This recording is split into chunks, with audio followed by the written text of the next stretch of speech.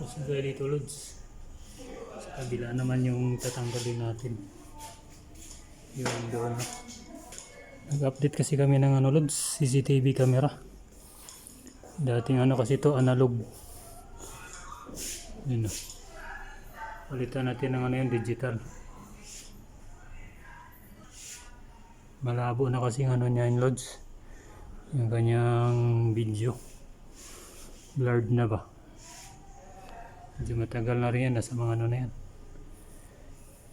7 years o 8 years mga ganyan na lods. Kaya digital na yung papalit natin ngayon.